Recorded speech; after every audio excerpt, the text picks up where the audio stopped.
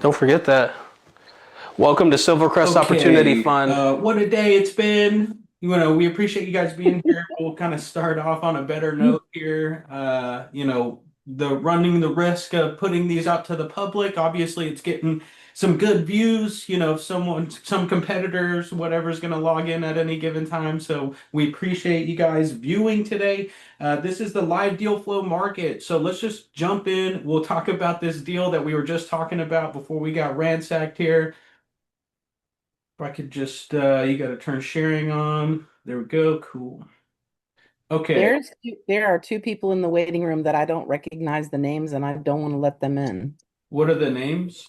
Santiago Miranda and Arda Gesder. Yeah, we'll just keep it rolling for right now and then, mitigate that next week. But here's a $60,000 home currently pending, right? At a $55,000 price point. This or acquisition, 55,000, 60,000 is the purchase price, 5K down on a mortgage calculator. That monthly payment is 683.94. So for a 20-year term, that investor can possibly even borrow against his asset in a note investment strategy, right? But at 55,000, he's cash flowing over $6,000 a year with no banks and first lien, only lien position on the property off major cross streets of Ellsworth and Broadway. This is in the Mesa market. So our investor, who has now fulfilled his first right of refusal on buying this note, will acquire and cash flow in a top 10 demand market. Sonny, if you could just kind of describe quickly about, how he got introduced to this deal specifically and, what's come to fruition. Well, one of the things that he did was he used his self-directed IRA, which is something that we've become somewhat of experts on at this point for as many of those transactions as we've done for people. Using their self-directed IRA provides them with a much higher interest rate on their return of investment than what they're getting from their IRA. So that's the note buying has become really attractive to people who are using those types of investments. So he bought a $40,000 construction note. It's been approximately 6 months, and he did the deferred program to get the extra 2 points. So he accumulated, trying to remember exactly, somewhere around $3,600 or $2,400. I don't remember. So when the property goes for sale, it goes on under contract at 60,000 and the borrower puts 50,000 down. It allows our company to generate an institutional quality note in-house for $55,000. So the investor with the $40,000 construction note has three options. Either one, they can roll that $40,000 over to another construction note if they like to stay in the 1 year term, and be a little bit more liquid. They have the opportunity to cash out if that's their option. Or third, what is the first right of refusal? It's what's most attractive. And the reason why people buy is to have the right to eventually transition into the higher interest rate principal and interest over 20 years. So the difference between the 40,000 construction note that he put in and the new $55,000 note is $15,000 less the payments that he accrued on the deferred program. And then he'll have to make up the difference, which in this case is going to be probably about 12 grand. And Sonny, I probably would just go ahead and let those people in and then we'll kick them out if needed, if they're still there. Yep, But there's another one, Archie R. and Nelson Jr. yeah, so if you want to, just monitor that, we would appreciate it. But that's the kind of case study of that investor. Let's talk about another deal here real quick. So we'll talk about Lot 34 in Brentwood Southern. This is another Mesa manufactured home that we have a seller finance note coming available. Actually, this one's a short-term investor loan. So it's a lease option that the buyer has formally signed. And I'll just bring that up here quickly on winmobilehomes.com. This is lot 34. Brentwood Southern. So that's 348. Whoops.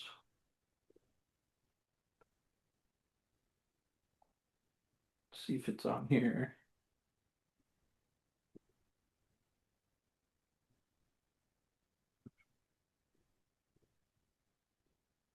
So it looks like we already marked it sold. So lot 34 in Brentwood Southern's a year 2006, actually, and it is a lease option that the buyer borrower or lease option executor will be paying 2,100, it looks like. James, do you know that monthly payment? It's actually 1900. So 1,900. The lot rent's 950. Let's just 909. 909. So at that, what was the monthly payment again? 1900. That's correct. 1,900. Mhm. Okay, so 1,900, oops, minus 909. Our margin on that is 991. Right? So we have a performing lease option individual that will be fulfilling keys, I believe, here in the next week or two, and they'll start performing in February. So we're looking for a collateralized lender at a 1-year term, and that's a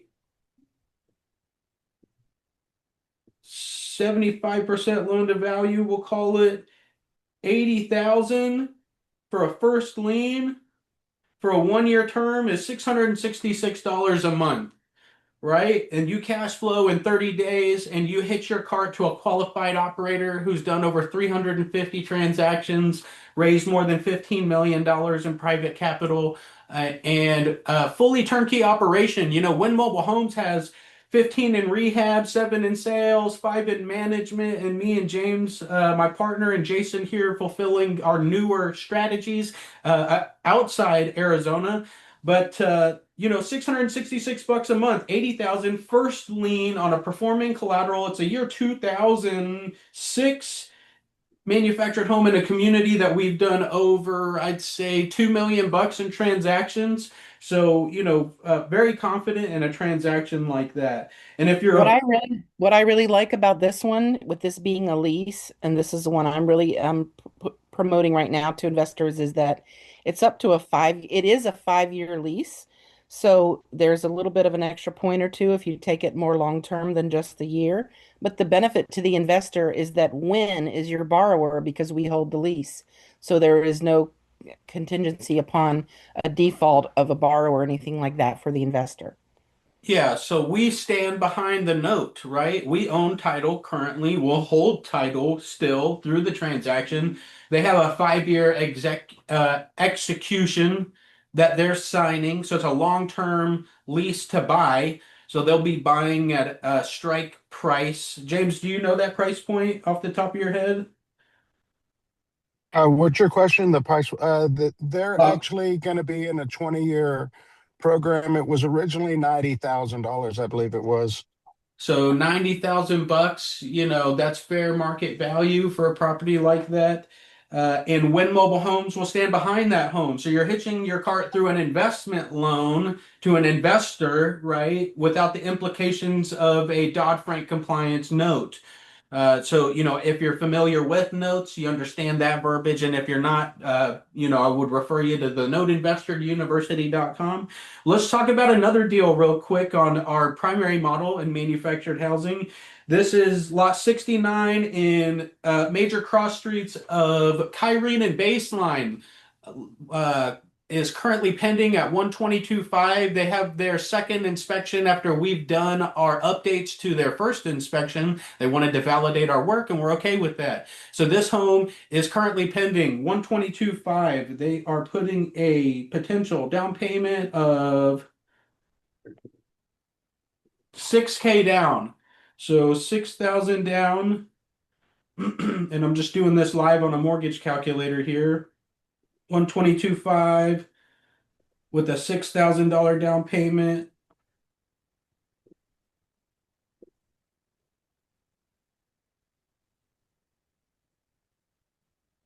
is 1448 a month for 20 years, right? So you can reverse engineer that calculation and see what your return would look like on a note just like this in the Tempe market. 4-bed, 2-bath. This home's virtually remanufactured.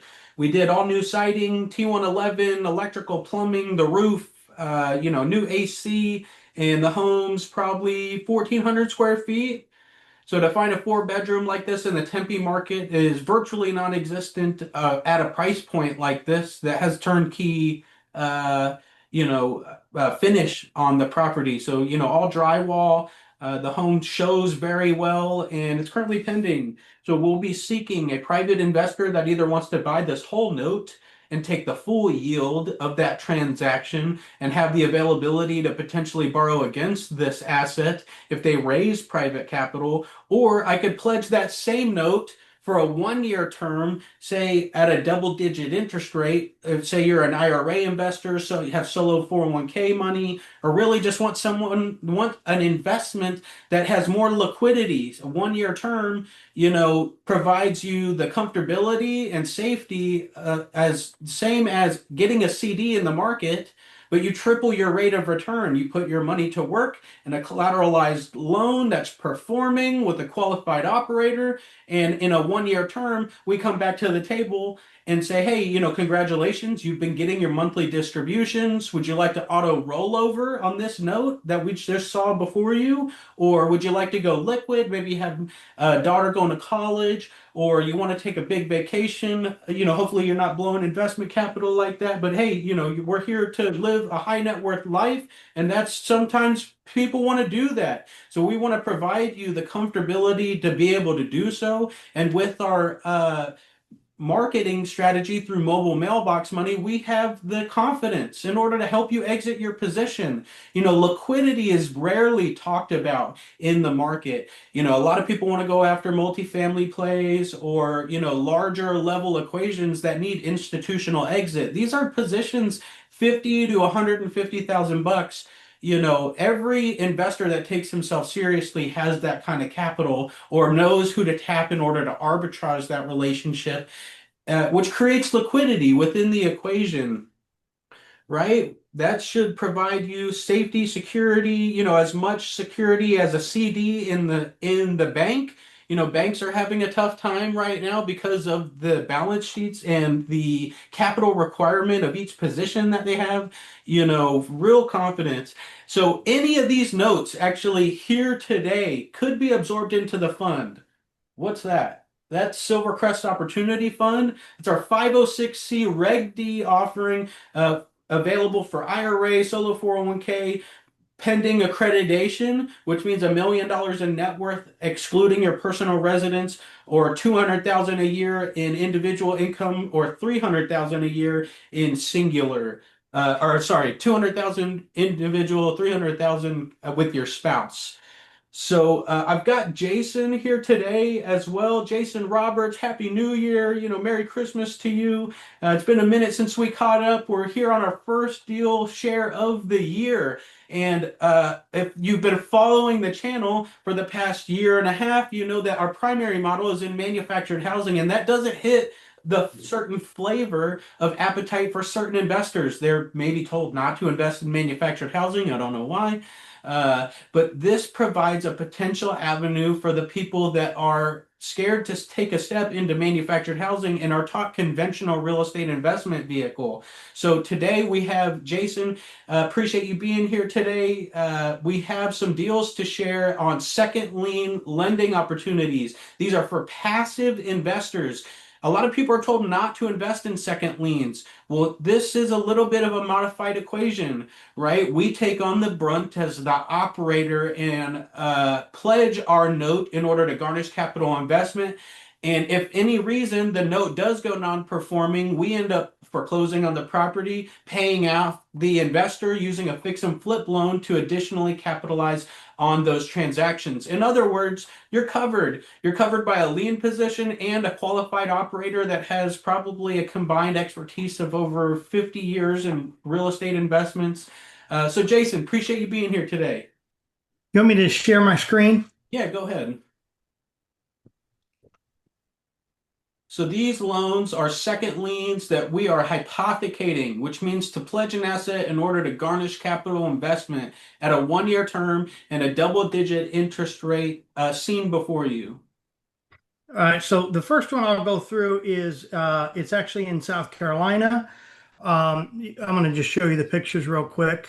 You can tell it's an awesome house. Older house, but it's in good condition.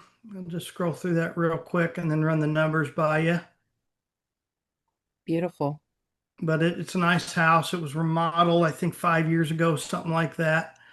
So most of these loans are going to be folks that are in trouble financially, but they have a ton of equity in their house. Most of the time, the folks that we talk to have very low firsts.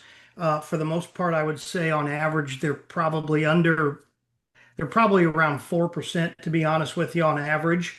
But they're doing what they can to try and save that first mortgage. So a lot of the times, what we're trying to do is help them reinstate that first by providing them a loan and giving them a year or more to figure out what to do with a high interest loan.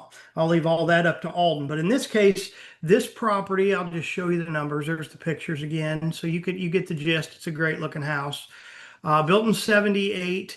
The estimate for this property is, let's call it 700,000. Now that doesn't necessarily mean that's exactly what it's worth, but it's worth around 700. It sits on 1.25 acres. These folks bought this for 347,000 10 years ago.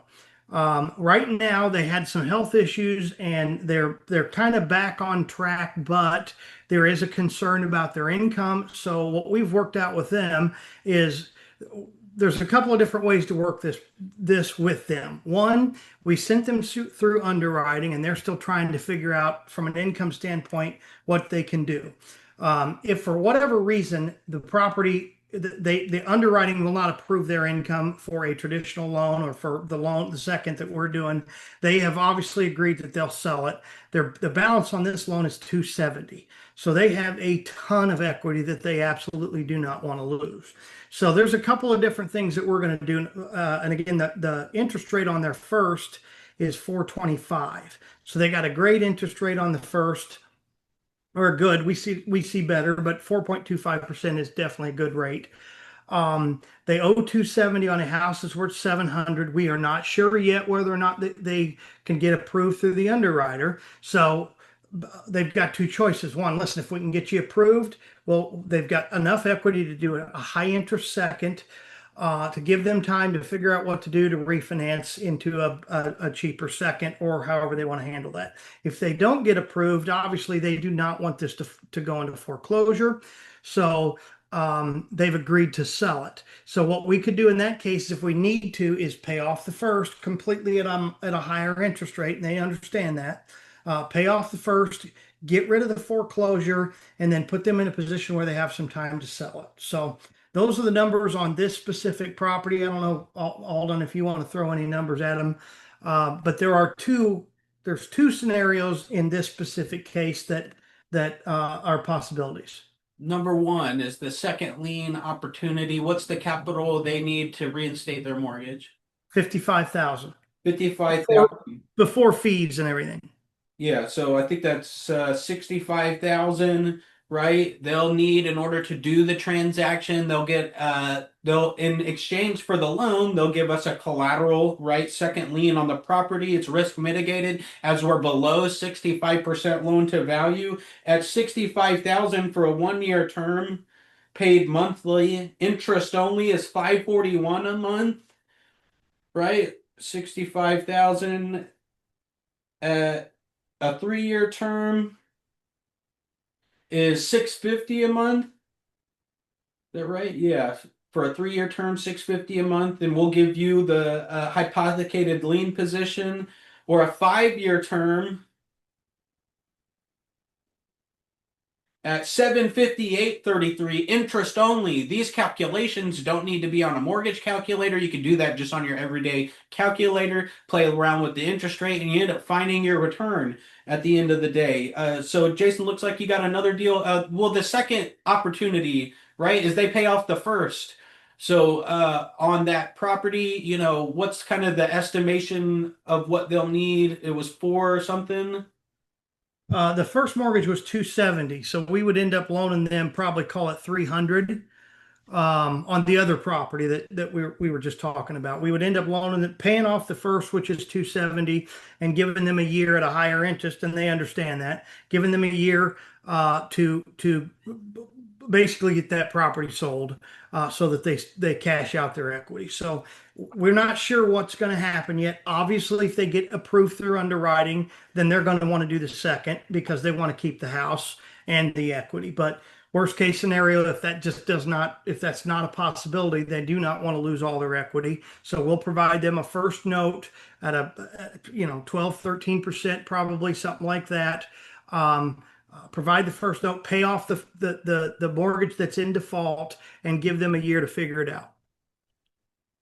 And what we do in that situation again is it's called hypothecation. That's a high level equation, right? We pledge that first in that situation in order to garnish capital investment. You have the lowest risk investment strategy in the nation, which is note investing at the end of the day, and collateralized lending in hot markets. That was in what, the Carolinas or? That was South Carolina. Yeah, so we'll keep a truck in here. Looks like we got another one.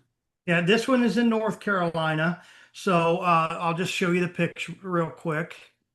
Nice house. I've got an interior picture somewhere, but I don't have access to it right now. But let's go back to the. I'll show you. So this estimate is 435 on this property. Sits on 0.43 acres, built 20 years ago. And the financials on this are, like I said, this estimate's 435. They bought this in 2010 for 235. They have a first mortgage at 3.5%, and the total balance on the first is 172. This is going to be roughly a $40,000 second. It's going to be more than that because they have so much equity. More likely, we will also lend them money to pay down their credit cards. So in that case, what we're doing is we're getting rid of really high interest credit cards, freeing up that money that'll allow them to afford to make the second payment and give themselves time to refinance this. So we're kind of not only in the business of lending them the money, but the goal is to help them fix their credit. So in a year or two, they can refinance, keep the first with everything in their power, and refinance that second at a much cheaper rate, keep their house. That's the goal. Basically what they're looking for is they'd really like a $60,000 loan. Now, these folks have already been through underwriting. They're approved.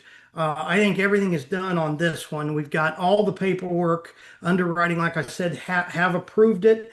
So the math on this one, again, like I said, Alden, assume a $60,000 note that they'll be borrowing. And so you're talking about owing about 230 on a $435,000 valuation. I don't know what that LTV is right off the top of my head, but again, for the most part, our goal is to stay under 65% loan to value, first, second, and if there's any major rehab. So this one, I believe on this one, I'm not sure if we've gotten the inspection back. It's coming any time, but this one is already approved through underwriting. We're waiting on that inspection so that we can get all the paperwork together, and this loan is ready to go. Why would we stay below 65% loan to value? Well, I mean, that's a safety issue, right? I mean, we're not traditional lenders where they're lending up in some cases 95%, if it's FHA or something along those lines. We want to make sure that there's sizable equity in the situation, and that's just another protection for the funding folks. So, 65% gives us room if there needs to be something to be done. There's a cost, obviously, to foreclosure. We want to make sure that if we have to take the thing over in foreclosure, that there's going to be a profit for doing all that as well. So in other words, on a transaction like this, it's underwritten differently because of the buyer's qualification and why they're getting the loan, right? So at 65% loan to value, we feel okay and risk mitigated that we'll get additional equity once we inadvertently foreclose that property, and we'll make additional profit. We just fell into a crazy little gig here. Why are we able to do that? I thought you had to underwrite a buyer, borrower, homeowner in order to fulfill Dodd-Frank compliance. Did you know that a private home equity line of credit that is specifically asset-based doesn't have to fit Dodd-Frank compliance? Why? If it's structured open-ended. So if it's an open-ended private home equity line of credit, a homeowner, primary occupant, doesn't have to fit a fulfillment of Dodd-Frank and ability to repay in order to garnish that loan. And that's a really high level conversation. I think it took us a year to figure that out. But that And there, Alden, there's another benefit too, because we don't want to take these over. We don't want to put folks in a position where they're getting foreclosed on. And if you have a sizable equity portion left, they'll cooperate with us, right? We tell everybody we talk to, you are crazy if you allow anybody to foreclose on this house.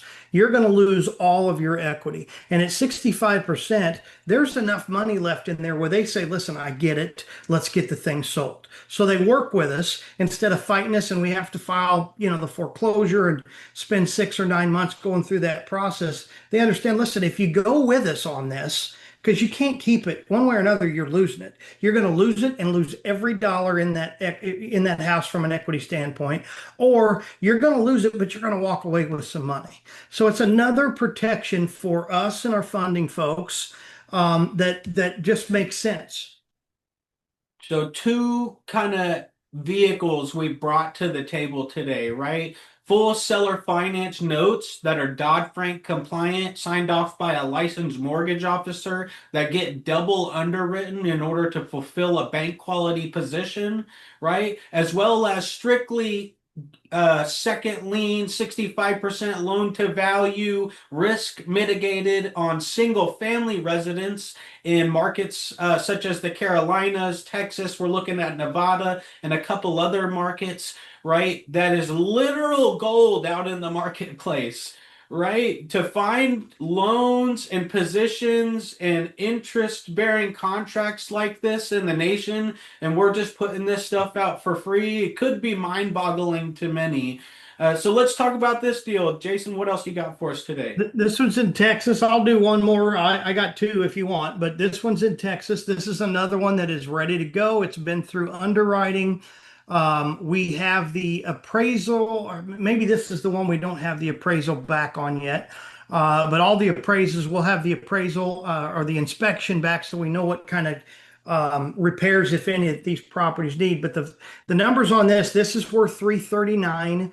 That's the Zestimate. He's got an old appraisal that was $370, I believe, back in May of 25. But we'll use his Zestimate because that's newer. This is going to be roughly a $45,000 second. He owes $135,000 and his first mortgage is 3%. This is one of those scenarios where we were able to get the auction canceled. Again, he's in foreclosure, but you can see he's got $200,000 in equity. So they just absolutely do not want to lose the property and all that equity. He's in the same position. He's got great income. He's in a really good financial position. Again, he lost his job. So that happens, right? Somebody that can't afford the payment because they just don't have the income, you're not going to offer this to them. If they've got a ton of equity, what we might do is come in and say, hey, we'll offer you a loan, but you got to agree to sell it. You cannot afford it. So they're not going to get approved through underwriting. And if they're not approved through underwriting, but they've got equity, there's other things that we can do. And you're hearing it here first. But from a math standpoint, payoff is 135. They're going to need about 45,000 on a high interest second. The first mortgage is 135, so you're talking about what, maybe 180. Roughly 180 owed on a house that is worth 339. So you're getting, you're talking about maybe 55-60% loan to value on a very, very nice house. This is another one I know we've got pictures of, but I have to dig through the file to get to it. But these are very, very typical of what we get, and we get them in Arizona, help me if I'm wrong, but Arizona, Texas, Florida, Georgia, North Carolina, South Carolina. We're looking at Colorado as another place. Tennessee is a possibility as well. So good markets that have strong, real estate buyers in normal markets. The last year's been a different type of market, but we kind of feel like it's going to turn around and come back. So in good markets, we're seeing great deals like this, and we've got the opportunity to do 25 or 30 of these a month. So that one's 45,000, paying 375 a month for a 1 year term, right? Jason just mentioned, the kind of deal flow that we're seeing currently. Jason, if you want to just stop sharing your screen there. And we've got another kind of structure that we're doing as well. But manufactured housing, affordable housing, and co-living, right? Some of the biggest needs in the nation right now. And we're here to provide you an avenue to diversify. To find yields like this from acquisition of 40 to 100 and say 200,000 bucks right now in the market. You can't just go buy a rental and cash flow it, unless you're buying wholesale and doing a value add, interest rates still don't permit in most major markets. Where's the market moving? And, how do we fulfill that need within that atmosphere? So James Guajardo, my partner's here. I think he's out in Tempe right now. James, are you available? Yeah, I'm available. I'm trying to show this one property. Hang on one second. I got caught up in a rainstorm here. It never rains in Arizona, and here it happens to rain when I get out to try to show a property. But what I thought I'd do is 1318 Cedar Street in Tempe.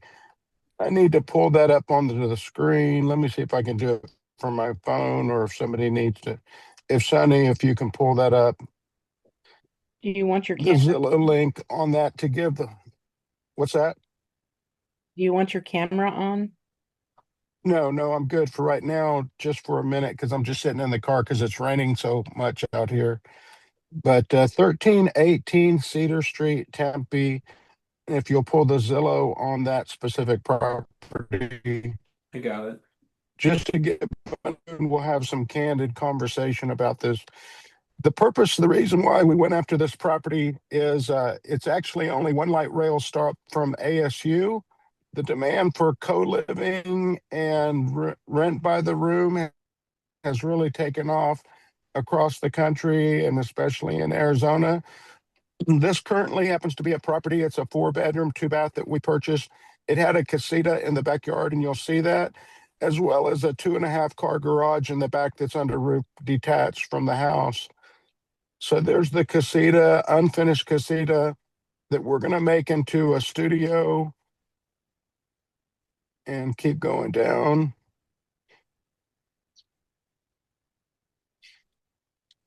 I think right there, if you stop for a second, that back structure is actually a 2.5-car garage that's its own detached 2.5-car. We're turning that structure into a 3-bedroom, 1-bath with a kitchen and washer dryer in the back room, in that back garage. So we're turning essentially a 4-bedroom, 2-bath with a casita and garage to a 12-bedroom, 5-bath student housing facility. And we're about 70%, I would say 60 to 70% complete.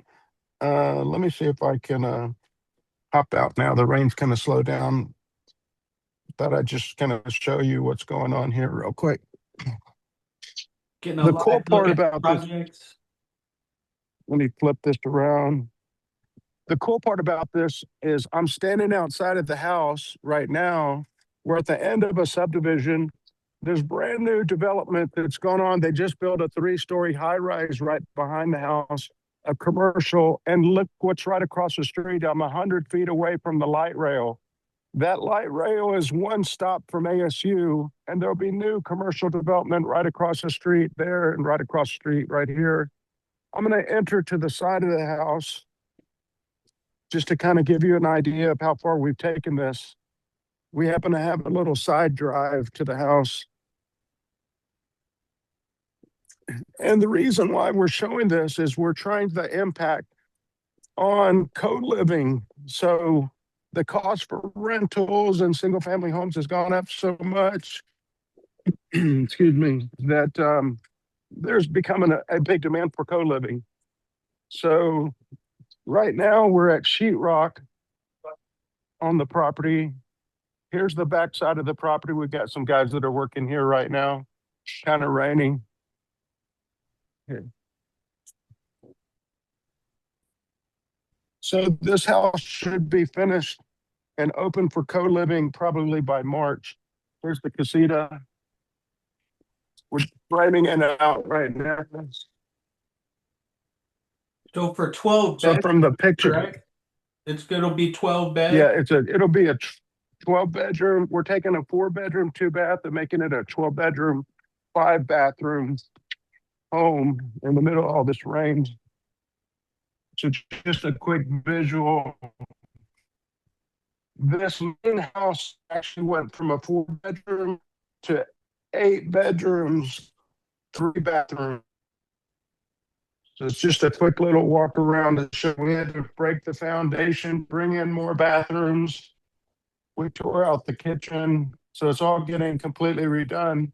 That's the big thing about co-living, renting by the room, which is a new concept. Not so much of a new concept, but new concept in single family housing to maximize and increase revenue for capitalizing on low cost housing. Which So is here was the actual garage, which is the last thing that I'll show you. Kind of muddy out here. Whoa, that was a slip. oh gosh. Man down, man down. Ooh, I really shouldn't have come back here. We're getting thumbs up in the chat. Okay, so this was a garage.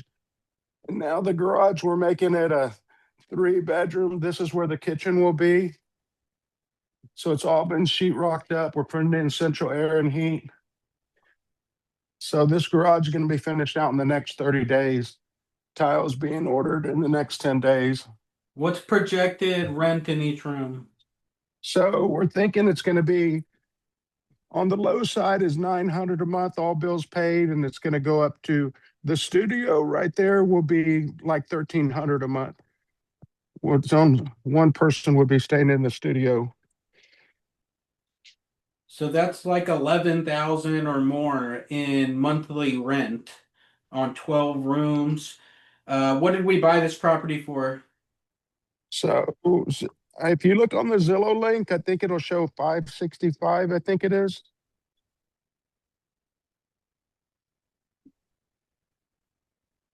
Slippery out. 565. What do you think our capital we're gonna have out there on this rehab? We're going to have about 200 to 250 into the remodel. So say it was 250,000. So we'll have about 815 into this property, and a 11,000 a month cash flow. So with this bigger project, it's a long-term investment hold that we're looking at options of either bringing on an equity partner on the deal, or if they have the capital to help take it down for long-term hold on financing with us, or possibly a second lien investor that would provide the down payment as we get operational and open so we can start cash flowing the property. So at 132,000 a year, say that we're a potential 10% return, that asset will be upwards of 1.3, 1.4, 1.5 million at pro forma. So, we have accredited investors, we have non-accredited investors, and how do we navigate, conversations like that? Got a couple of hearts in the chat, thumbs up in the chat. Thanks for your interaction today. But how do we navigate that? Did you know one investor can be on one loan and not have to be accredited? super important factor. Did you know that we have an accredited investment fund also?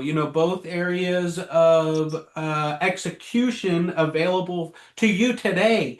We don't put multiple investors on one, asset. That's extremely important to understand. We're not securitizing these situations. Whereas in the fund, let's kind of just pivot quickly. In the fund, you become a per unit owner share in my portfolio in Silvercrest Opportunity Fund, right? So bank quality, stability, and our expertise in providing affordable housing and quality solutions out in the market. You hear Pace Morby talking huge about co-living and subject to and buying mobile home parks, buying multifamily on paper, buying at subject to multifamily for a low interest rate that they have, all areas that are needed out in the market. But for us, multifamily doesn't really hit our equation. Why? Because of our risk mitigation, but also we're trying to fulfill, at Velocity, more affordable housing and co-living because it's one of the biggest needs in the nation. To hedge your bet anywhere right now, where would you choose to do so that's not so highly volatile, doesn't come with the complications of owning an asset, all hardships that are associated with looking at the market right now. So I'm just going to pump the brakes here. Does anyone have any questions, feedback, need clarity on anything? We've thrown out a lot of options today and talked about a lot of different things. I would hope there would be some questions in there. This is as involved or uninvolved as you'd like. People pay 50,000 bucks to get questions answered on deals just like this, at the end of the day. And we're happy to walk you through the steps and ultimately, hopefully, provide you with the comfortability and clarity out of our want for transparency to be able to make a confident move forward.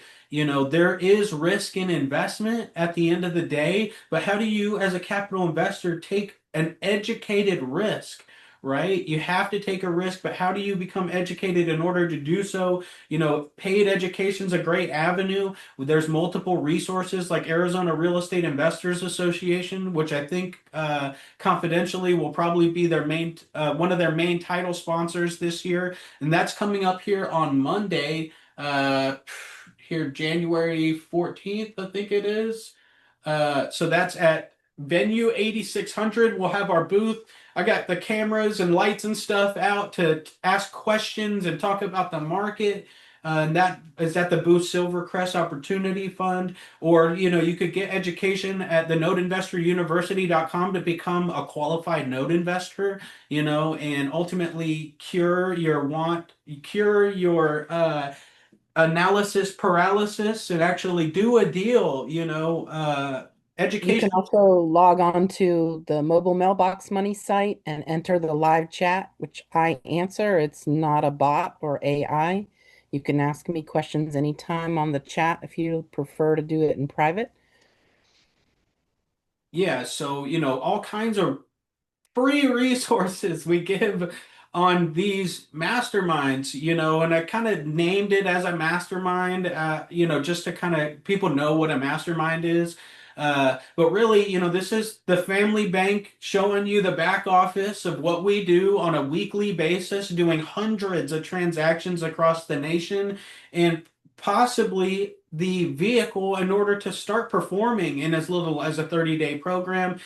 We have multiple vlogs, podcasts, masterminds, interviews with industry magnates like Mark Monroe, Eddie Speed, Pace Morby, Nate Hare from Directed IRA, Mike Del Preet from Arizona Real Estate Investors Association, Kevin Shortell, Dan Zatofsky, the list, and Dan Deppen from Call the Underwriter. I could literally go on for an hour, I think, of our recent exposure and adjacent branding, out in the market over the past year. all to provide you these golden nuggets at the end of the day. So if you have additional questions, please don't hesitate to reach out at 602-888-2274. We have live associates immediately available to help you start performing. You know, today is brought to you by Silvercrest Opportunity Fund. You can invest accredited and start earning interest in as little as a 30-day program. What does that mean? That means a 1-year term at 10% paid monthly for a 1-year term paid monthly, a 12% return for a 3-year term paid quarterly, or our newly originated 14% return for a 5-year lockup, in an institutional investor program, investing like Warren Buffett. That's one step closer to financial freedom. What do we call that? We call that mobile mailbox money. Appreciate you guys viewing here today. Please come back next week. We'd love to talk to you. Go to the website, mobilemailboxmoney.com. I'm just going to put that in the chat real quick because Sonny's waiting to answer your questions. You know, I have a couple pocket deals. If you didn't like some of those deals that you saw here today, you know, I may have a special offer for you. So tell Sonny, hey, what's the special offer at the end of the day? Don't so forget happy that. to have you here today. Please come Welcome to join us next Silvercrest week. Opportunity And everyone, Fund. have a great day. Bye.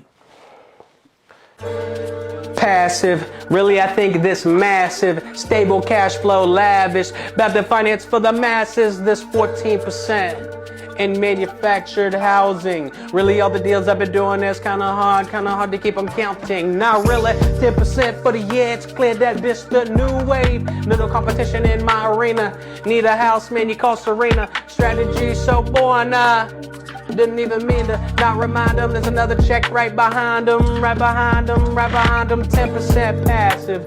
The checks I've lined with collateral, 150 performing notes. So I think I should take a sabbatical. Adaptable with the terms, justify that 1 year that you earned.